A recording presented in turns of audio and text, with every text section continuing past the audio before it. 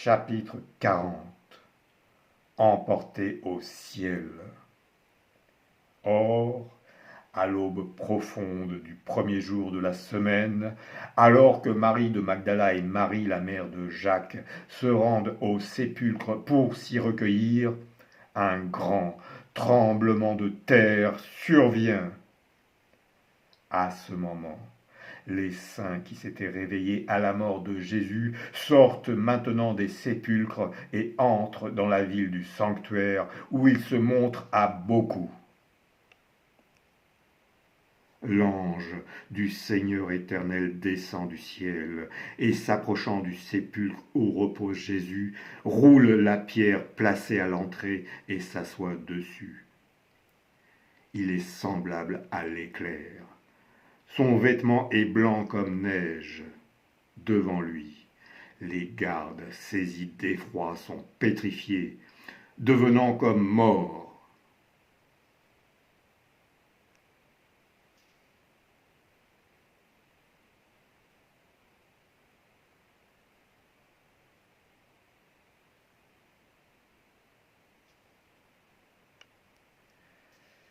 Puis quand l'ange s'en va, les gardes sortent de leur torpeur, et comme ils voient que le corps de Jésus n'est plus dans le tombeau, ils s'enfuient.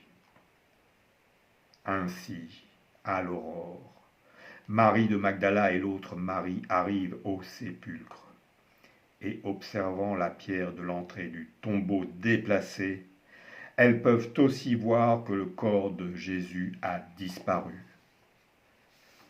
Aussitôt, Marie de Magdala repart en courant sans attendre l'autre Marie, et vient trouver Simon-Pierre et le disciple aimé de Jésus, et elle leur clame: Ils ont enlevé le Seigneur du tombeau, et nous ne savons pas où ils l'ont mis. À ces mots, Pierre et l'autre disciple partent précipitamment pour courir au sépulcre. Mais l'autre disciple, plus rapide que Pierre, le devance et arrive le premier au sépulcre. Et comme il se penche, il aperçoit les linges étendus, mais il n'entre pas. Juste après, Simon-Pierre arrive et entre tout de suite dans le tombeau où il regarde les linges étendus et affaissés, puis le suaire qui était sur la tête, non pas étendu avec les linges, mais enroulé et posé à part. Alors l'autre disciple entre aussi, et ayant vu, il a foi.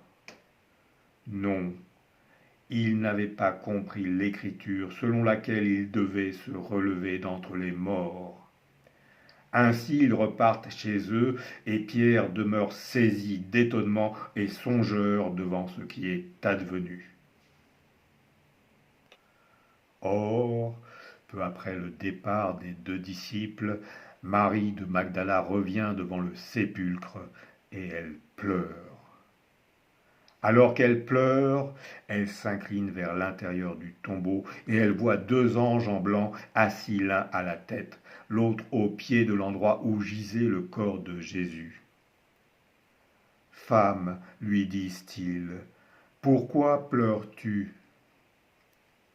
Ils ont enlevé mon Seigneur, et je ne sais pas où ils l'ont déposé.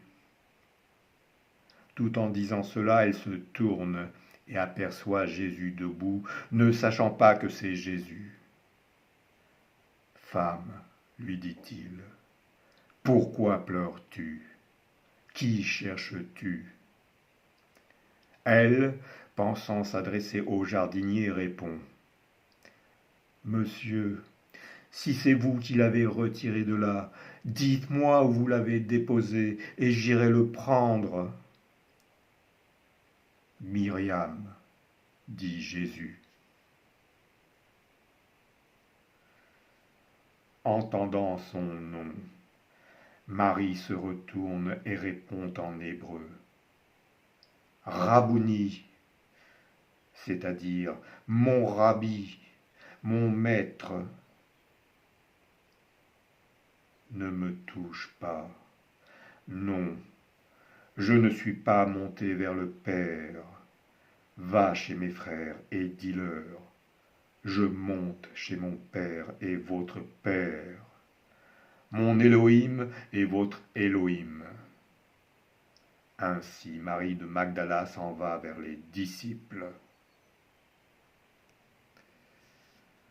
Tandis que peu après son départ, Salomé, Jeanne et les autres femmes arrivent à leur tour au tombeau pour embaumer le corps de Jésus avec leur préparation d'aromates en se demandant entre elles, qui roulera pour nous la pierre à l'entrée du sépulcre? Dès leur arrivée, elles voient la pierre qui a été roulée en se rendant compte de sa dimension imposante.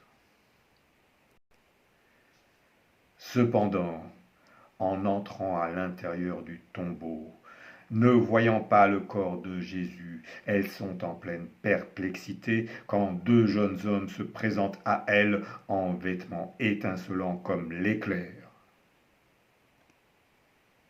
Aussitôt, prises de frayeur, elles inclinent leur visage vers le sol, mais l'un des anges leur dit : « N'ayez pas peur. Pourquoi cherchez-vous le vivant parmi les morts ?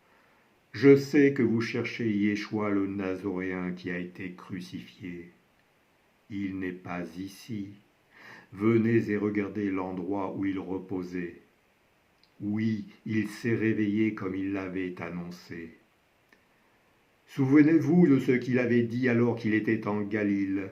Le Fils de l'homme doit être livré aux mains d'hommes fautifs, être crucifié et le troisième jour se relever. Dépêchez-vous, allez dire à ses disciples et à Pierre, il s'est réveillé entre les morts. Voici qu'il vous précède en Galile, là vous le verrez. Voilà que je vous l'annonce. Entendant cela, elles se souviennent bien des paroles de Jésus et elles partent en courant avec crainte et grande joie pour annoncer tout cela aux 11 et aux autres disciples. Or voici qu'en chemin, Jésus lui-même vient à leur rencontre et les salue. Shalom! Alors s'approchant, elles se prosternent à ses pieds jusqu'à les saisir, et Jésus leur dit : N'ayez pas peur, allez, dites à mes frères qu'ils aillent en Galile, là ils me verront.